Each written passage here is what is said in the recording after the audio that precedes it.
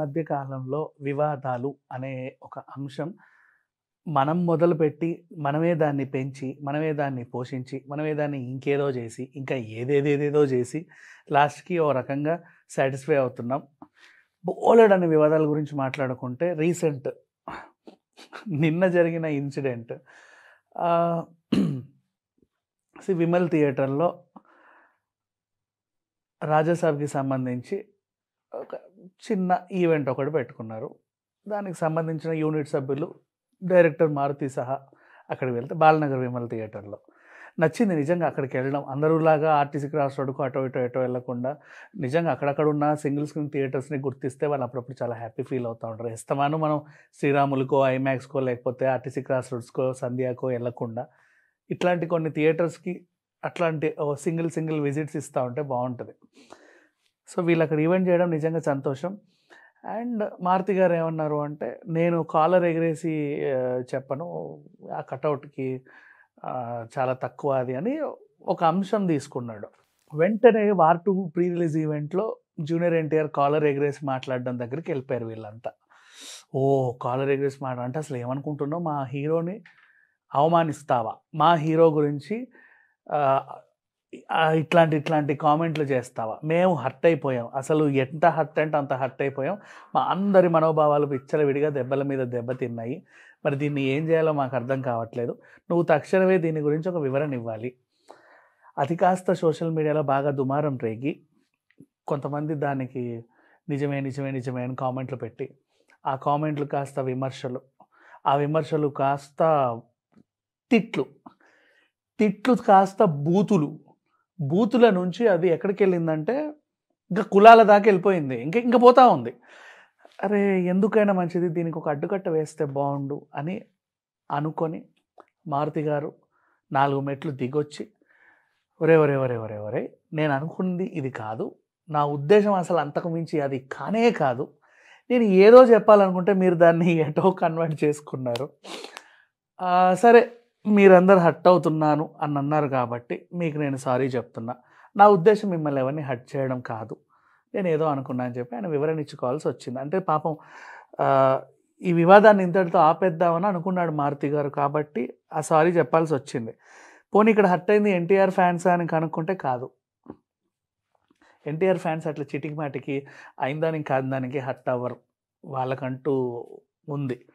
మరి ఎవరబ్బా అని అనుకుంటే ఎన్టీఆర్ ఫ్యాన్స్ ముసుగులో వేరే ఎవరెవరో అడ్రస్ లేని వాళ్ళందరూ వచ్చి ఇది మమ్మల్ని అన్నాడు అని మేము రెచ్చిపోతున్నాం, మేము రెచ్చుతామని చెప్పేసి ఈ రేంజ్లో చేస్తూ ఆయన ఇమేజ్ని డ్యామేజ్ చేసే ప్రోగ్రామ్ కూడా పెట్టుకున్నారు. పనిలో పని ఈయనకి వీళ్ళకి గొడవ పెట్టే ప్రయత్నం కూడా చేశారు. అండ్ ఎన్టీఆర్ ఫ్యాన్స్ ప్రభాస్ సినిమాని బాయ్కాట్ చేస్తారు అనే ఒక అంశం లేవనెత్తారు. సో ఏది ఎక్కడ స్టార్ట్ అయింది, ఎక్కడికి వెళ్తుంది, ఎందుకు ట్రావెల్ అవుతా ఉంది, ఎక్కడ ముగుస్తుందో ఈ మధ్య అర్థం కాని పరిస్థితి. ఇప్పుడు ఫర్ ఎగ్జాంపుల్ మోహన్ బాబు గారు ఫసక్ అన్నారు ఒక్కసారే తర్వాత అది బాగా వైరల్ అయింది. ఫసక్ అనే పదం ఎక్కడ విన్నా మనకు మోహన్ బాబు గారు గుర్తుకు రావడం తప్పేం లేదు. నిలదీస్పై అని మంచులక్ష్మి గారు, ఆవిడ పదాన్ని ఏదో అనుకోకుండా అలా వాడటం జరిగింది. తర్వాత ఎప్పుడు ఆ పదం గుర్తొస్తే ఎవరైనా నిలదీయాలనుకున్నా కూడా నిలదీస్పై అని కామెడీగా అంటూ ఇంకోసారి ఆవిడని గుర్తు చేసుకుంటాం. ఇట్లా కొన్ని సందర్భాల్లో కొన్ని పదాలు మనం వాడుతూ ఉంటాం. కాకపోతే ఇక్కడ విషయం ఏంటంటే మనం వాడిన పదాలు వాళ్ళకంటూ వాళ్ళేం పేటెంట్ హక్కులు ఏం తీసుకోవాలి దాంట్లో. లైక్ అది జస్ట్ కామన్గా అలా ఉండి లేనట్టు అలా వచ్చేస్తాయి అంతే. ఎవరు దానికంటూ పేటెంట్ హక్కులు తీసుకోవాలి. అలానే ఆ పదాలు వాళ్ళే వాడాలి, ఇంకెవరు వాడకూడదు, ఇట్లాంటి రూల్స్ కూడా ఏం లేవు. సో కాలర్ అనేది కూడా ఎన్టీఆర్ గారు పుట్టక ముందు నుంచి షర్ట్లకి కాలర్లు అంటూ ఉన్నాయి.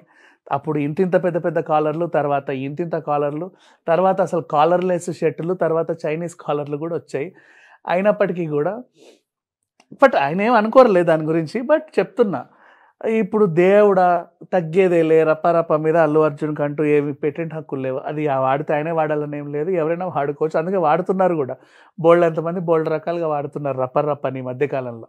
సో ఇది సంగతి. పలానా డైలాగులు మనం వాడినంత మాత్రాన దాని గురించి మాట్లాడినంత మాత్రాన ఇంకెవరినో అవమానించినట్టు కాదు, వాళ్ళకి ఏదో తలవంపులు తెచ్చినట్టు కాదు, వాళ్ళని ఏదో చేసినట్టు కూడా కాదు.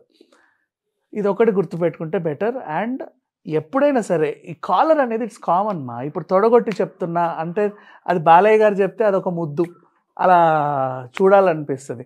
ఇంకెవరైనా కూడా కొట్టుకోవచ్చు, ఎవరి తోడలు వాళ్ళ ఇష్టం. నెక్స్ట్ ఎన్టీఆర్ అయినా అంతే, కాలర్ ఎగిరేసినప్పుడు కాలర్ ఎవరైనా ఎగిరేయచ్చు. It's kind of a sign of achievement అది.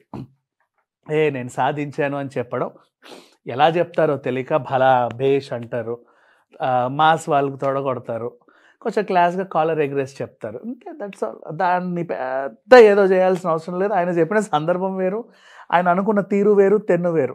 దీన్ని వీళ్ళే రకరకాలుగా డిఫరెంట్ యాంగిల్స్లో ఊహిస్తా ఆలోచిస్తా దీన్ని ఇలా వైరల్ చేసుకుంటూ ఇష్టం ఉన్నట్టు మనోభావాలని దెబ్బతినుకుంటూ చేయడం చాలా తప్పు.